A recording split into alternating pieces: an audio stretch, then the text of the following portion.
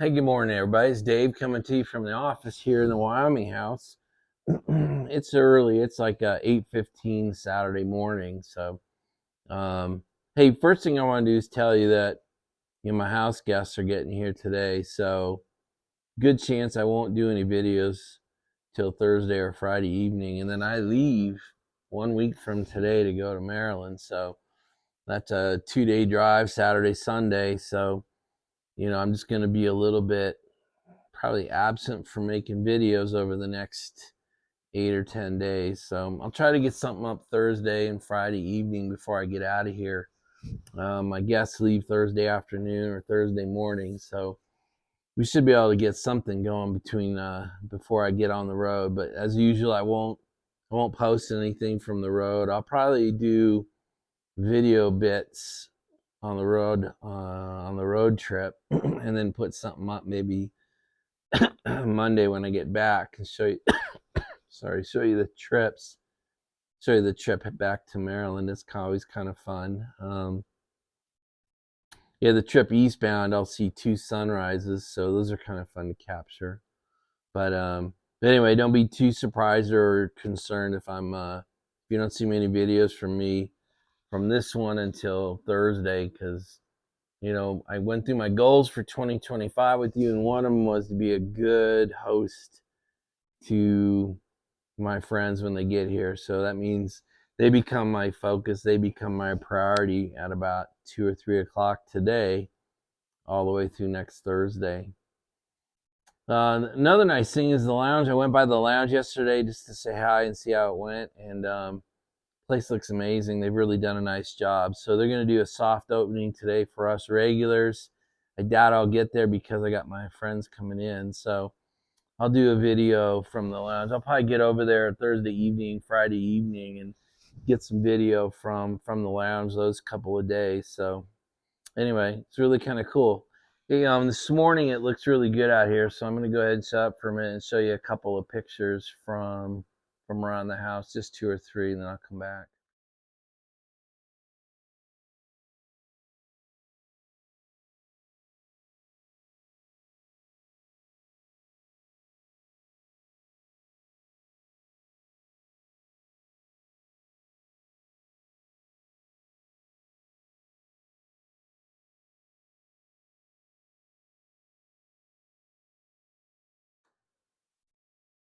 You guys know me as always, smoking the Maryland, the Wyoming Meerschaum.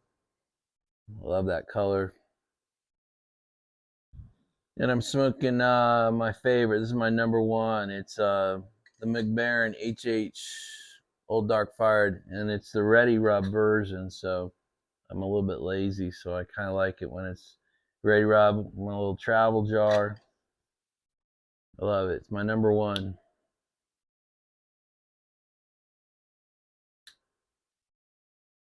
Thank you, Greg.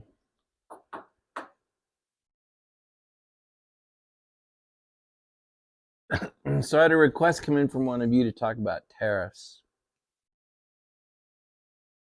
So the rest of this video is going to be talking about tariffs between Canada and the U.S. So somebody asked me to, give my opinion on it. So that's what I'm going to do. So the rest of this video is about tariffs. I can feel you clicking off as I say that out loud, but so I'm going to start out talk factually about tariffs between Canada and the U.S. Pre what Trump has done, to the pre-existing, and then kind of where we are now, and then give you my thoughts and opinions on it at the end. So anyway, I realize it is not a riveting topic, but it's pretty germane to the world today. So I thought it was a great question, and so I'm gonna head off and we'll talk about tariffs now. So I imagine about 90% of you are done with this video now. But anyway, I thought it was a great question. I love when you guys ask questions or bring up topics that you want me to bring up on this channel. So that's why this one's here. So take a break here, and then we'll come back and start talking about tariffs.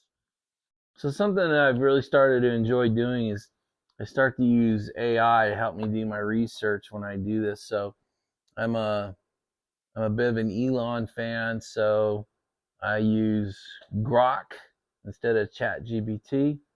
and I signed up for what's called Super Grok. It gives you a little bit larger AI. So that's I asked AI to do some research for me, and I just want to talk factually about tariffs for a minute. It's I think particularly on the Canadian side, it's a very emotional topic. You know, if you pay attention at all to sports, you saw what happened at the hockey game between the U.S. and Canada. And so I thought I'd just do some factual research first. I much prefer to talk from a position of fact before I give any opinions. I don't like making just opinion based comments, which I certainly could do, but I want to give you the facts and then, you know, what do I base my thoughts on? So for us older guys, you know, we heard about NAFTA, the North American Free Trade Agreement. That took effect on January 1st, 1994. And it went it was the agreement that North America, really Canada, United States, and Mexico, we based all of our quotas and tariffs were contained in the NAFTA agreement. And that kind of held true from January 1st, 1994 till October 1st of 2018. In October of 2018, NAFTA went away and it was replaced by what we call the United States, it's called USMCA, United States, Mexico, Canada Trade Agreement. And I just want to dispel the name is always in politics is a little misleading. It did not create a free trade zone between the three countries. What NAFTA and now USMCA does is it really says it sets out two things. It sets out quotas and then tariffs for anything over the quotas. So it's really not, it really wasn't an agreement, even back all the way to 94 up through today. These trade agreements aren't free trade agreements. I think sometimes there's this misnomer, this misbelief in the general public that all trade between the United States and Canada, the United States and Mexico, and Canada and Mexico have no tariffs. And that just that's never been true, I don't think. My research, I just went back to 94 when NAFTA took effect. So, and there were certainly tariffs before that. So NAFTA and USMCA are not free trade agreements. They set out quotas and then tariffs over the quotas. And some of them are pretty big numbers. So I just want to go over, the first thing I want to do is talk about some of the quotas that exist today with the USMCA prior to the Trump tariff situation. So that's what we'll talk about next is what existed prior to, say, February of this year. So the USMCA prior to February of this year, here's what it says. The average U.S. tariff rate on Canadian goods was relatively low, hovering around 2% or less for most imports under the USMCA's duty-free provisions. However, specific exceptions existed. And it lists three. Softwood is number one. The U.S. imposes tariffs on Canadian softwood lumber, a long-standing trade dispute. Under Biden, the tariffs had risen to 14.5%. The other one is dairy products. While the USMCA opened some access to Canada's dairy market, the U.S. maintained minimal tariffs on certain dairy products imported from Canada outside the agreed upon quotas. They were typically low, below 5%, but could escalate if quotas were exceeded. And the third is steel and aluminum. We imposed 25% tariffs on them back in Trump's first. So we did 25% on Canadian steel and 10% on their aluminum. They were lifted after 2019. So then we'll talk about the other side, Canadian tariffs prior to 2025. Canada also maintained a largely tariff-free trade relationship with the U.S. under the USMCA, with an average applied tariff rate on U.S. goods being low, around 1 or 2%. However, Canada imposed higher tariffs on certain U.S. products, and they list 4 categories. Dairy products, Tariffs on milk are around 270%, cheese 245%, and butter 298%. Poultry and eggs, 230 to 238% for chicken, 163% for eggs, and other egg goods. Tariffs on U.S. sausage reached 70%, barley seed 50%, and certain food oils and starches 42.5 to 77.4%. Industrial and consumer goods is the fourth. Outside egg tariffs were lower but still present. For instance, copper faced 48%, aluminum 40%, 45%, and cars or televisions 45%. So you can see that although we call it free trade or trade agreements, on both sides there are fairly significant tariffs on goods.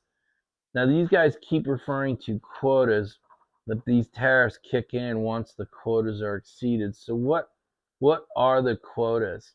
So Canada's quotas on United States products. US gets a quota of 50,000 metric tons a year for milk, and that declines 50% over 10 years. And anytime we exceed that, that's when the 270% tariff kicks in. It's a pretty big number, both for quota but also for the tariff. For cheese, the US can import or export 12,500 tons a year, and over that quota, it's 245%. For butter, the U.S. gets to export 4,500 metric tons, and over that is 298%. For dairy products, the quota is 1,000 to 10,000 metric tons, and I didn't go any further than that. And then over quota, it's about 270% tariff.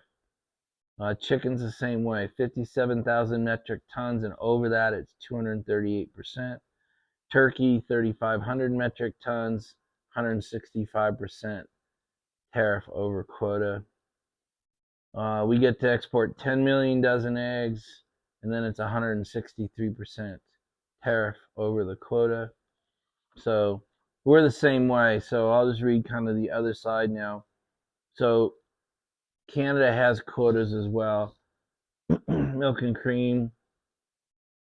Canada can import in the United States 8,300 metric tons, and then we put 100% tariff over quota.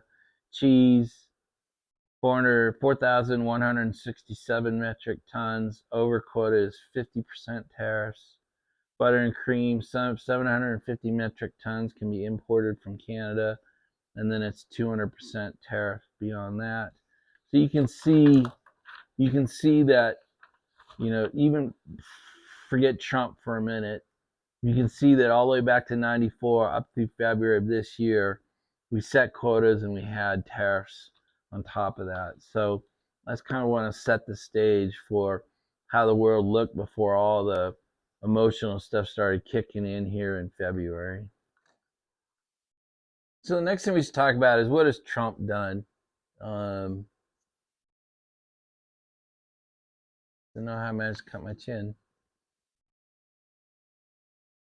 So what has Trump done?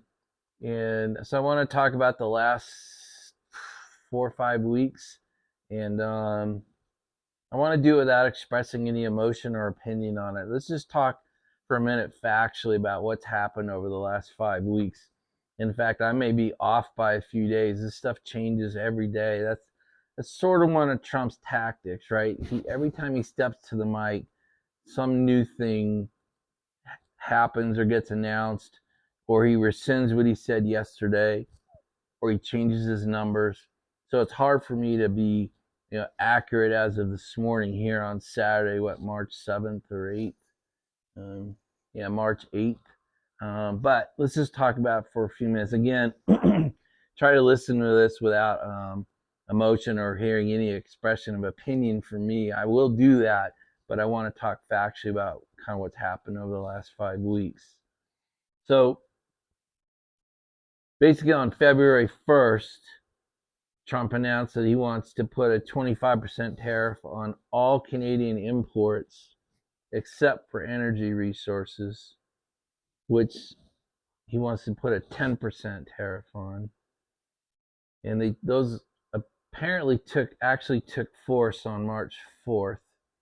He delayed it a month. That's the other thing. Hey, we're going to do it as of today, and then tomorrow he announces, hey, we're going to wait and do it. We're going to give it a month. So, but apparently on March 4th, we put a 25% tariff on all Canadian imports, 10% on energy imports. And the reason is, he said the reason we're doing this is we have a $41 billion trade imbalance with the country of Canada. We allow 41 billion more in product to come across the border into the U.S. than Canada allows for the U.S. to import into Canada. I'm not going to judge that. I'm just going to state that was the reason Trump stated he wanted to do this. And then Canada retaliated on March 3rd, targeting $155 billion or $107 billion of U.S. worth of goods. So starting March 4th, a 25% tariff applies to imports on orange juice, peanut butter, wine, and coffee are what's cited, with an additional 125 billion slated for tariffs after 21 days of negotiations. So you take March 3rd, 21 days. So March 24th, a couple of weeks from now, they may add additional. So we'll see. These measures aim to mirror the U.S. tariffs economic impact, though they are selective rather than blanket, focusing on goods where Canada can source alternative or apply pressure. So that's kind of what I found so far. So you have tariffs on Canadian imports. 25% applies to all Canadian imports into the United States unless explicitly exempted. This covers a vast range of goods, egg products, manufactured goods, and raw materials.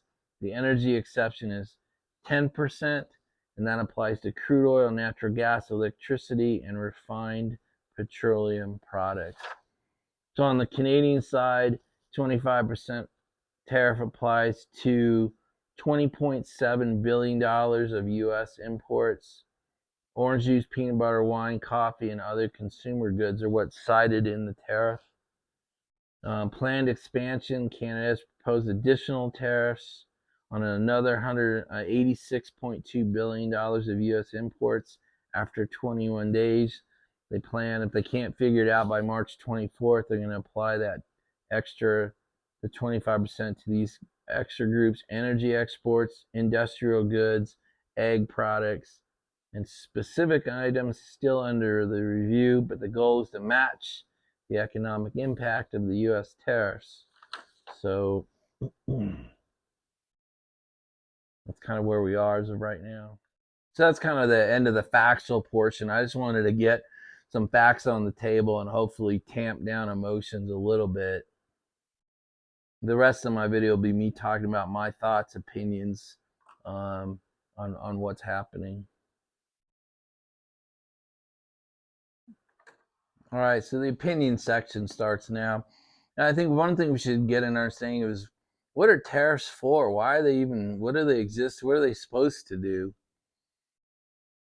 And although I think we use them for political purposes in today's world, the founding fathers warned us against foreign entanglements, and they meant foreign wars and foreign trade agreements. I mean, they saw that kind of foreign trade really broke up a lot of Europe, and then to this day, there's a lot of hate amongst the countries even within Europe, and there's a lot of trade issues that have never been resolved after hundreds of years of trying. And I think we're seeing a little bit of that here. Tariffs, I think, in the modern world are intended to stop or prevent a country, dumping products that are much cheaper in their country on another country.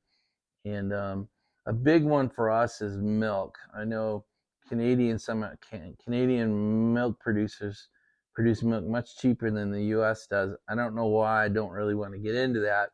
But it's to the point where a lot of U.S. milk producers actually dump their milk out. The as much it's cheaper to dump the milk on the ground than it is to take it to the processing plant and incur yet another cost. So anyway, that's just one example, but that's one of the intents, is to say, hey, you guys are dumping, on a long-standing disagreement between the U.S. and Canada is on soft lumber, building lumber, the 2x4s that we use to construct. I mean, that's been something that's going on probably since the two countries were created. But there's a feeling that Canada dumps cheap lumber on the United States. I don't know if that's the right way to say it, by the way. I mean, they just produce it cheaper and they sell it to people who want to buy it in the United States. I don't know if I consider that dumping.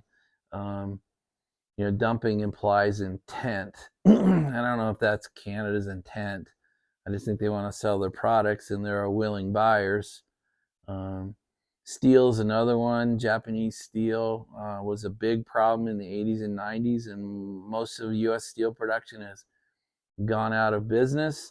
Now, there are lots of reasons for that. One is I can buy steel from a foreign producer much cheaper than I can buy domestic steel. But part of the reason of that is we stayed with these giant, huge smelting products when Japan and other foreign countries switched to much smaller, cheaper mills. So again, I don't know if it's an intent to dump. It's just other countries have found ways to produce products, steel in this case, much cheaper than the United States, and there are willing buyers in the United States.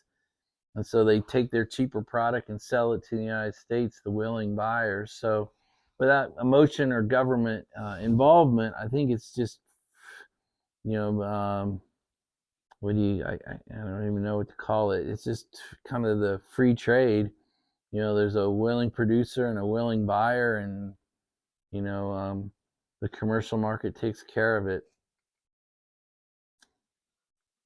I think we're using tariffs for with Trump. I think we're using tariffs for a different purpose. I think he wants to try to change, equalize trade imbalances, and say for every dollar we allow into Canada, Canada has to allow a dollar into Canada. So a dollar from Canada to the United States needs to be balanced from a dollar going north from the United States into Canada. And he's doing the same thing with Mexico, but the question was about Canada, and I don't want to blow this video up into a bunch of countries. Right or wrong, I mean, I'm not going to make that argument. I don't really know. I just think that's what he's trying to do is balance the U.S. budget by changing some of the trade imbalances. I don't think there's a whole lot of conversation about why these trade imbalances exist. I think if we had a more honest conversation about trade imbalances and tariffs, we'd realize that there are cheaper ways of doing things in foreign countries. And as consumers here in the United States, we almost always choose the cheaper product. And, I guess there can be moral arguments or judgments on both sides of that. We choose to buy cheaper products here in the United States. I mean, go to Walmart. I mean, look, Walmart buys the cheapest product. They don't really care where they're buying it from. And we as U.S. consumers love to go to Walmart and buy the cheapest product we can. And I'll tell you, if there's two products on the shelf, Levi's is a good example. You can buy Chinese Levi's for $20, or you can buy American-made Levi's for $80. Almost everybody chooses the cheaper product. And that's on us. That's not on China for making it cheaper. Then there's the moral argument. Well, they use child labor, labor mills. But yeah, that doesn't seem to change our buying habits. So I just think this is sometimes not just governments, it's consumers' choices. Which store do we choose to drive to? Well, here in the United States, 99% of consumers drive to a Walmart or go to Amazon and choose the cheapest version and don't pay a lot of attention. Now, I'm not saying everybody, but the vast majority of consumers here in the U.S. choose the cheapest product wherever they go to buy, whether that be Amazon or Walmart or Walmart online. So I think that's a big part of the trade deficit issues. Um, labor is much cheaper in foreign markets, and that gets into a whole nother argument about, well, what's the morally correct thing to do? Shouldn't people be able to earn a living wage? The unions, the wage battles we see every year, and that particularly hurt our auto industry. Most of our autos now are truly manufactured somewhere else, and then we play the game of, the components are shipped to the U.S. and then they're assembled in the U.S. and then we say, well, that's a U.S. assembled vehicle. But most of the labor and construction and welding and fabrication of the parts happens somewhere else. Right now, the big issue you see in the Trump world is, if you're going to import a vehicle or parts from Mexico, you're going to pay a huge tariff because we want those jobs and those production facilities to move back into the U.S. I'm not going to put a whole lot of opinion on that. Those are just kind of what you see as the arguments for why the tariffs are coming in place.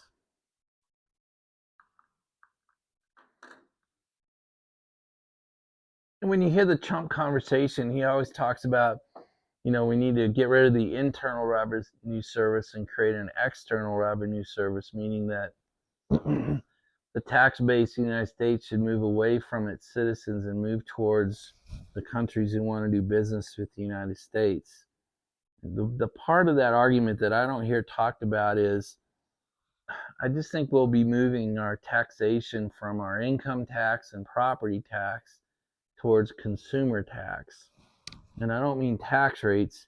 I mean, if these tariffs stick, actually get fully implemented and then stick, all it happens is we as consumers pay for the import tariffs. The importers, Canada doesn't pay the tariffs.